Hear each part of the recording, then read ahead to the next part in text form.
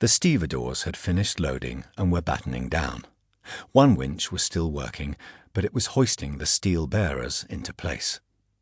The bulkhead against which Graham was leaning vibrated as they thudded into their sockets.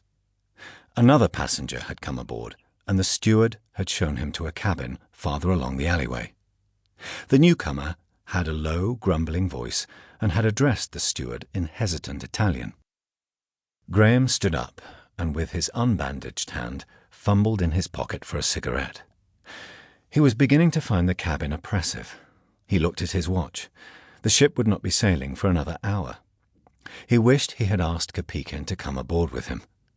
He tried to think of his wife in England, to picture her sitting with her friends having tea, but it was as if someone behind him were holding a stereoscope to his mind's eyes, someone who was steadily sliding picture after picture between him and the rest of his life to cut him off from it.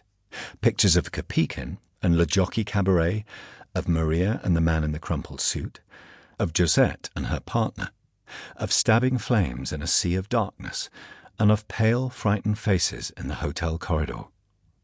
He had not known then what he knew now, what he learned in the cold, beastly dawn that had followed. The whole thing had seemed different then, unpleasant, decidedly unpleasant, but reasonable, accountable. Now he felt as if a doctor had told him that he was suffering from some horrible and deadly disease, as if he had become part of a different world, a world of which he knew nothing, but that it was detestable. The hand holding the match to his cigarette was trembling. "What I need," he thought, "is sleep."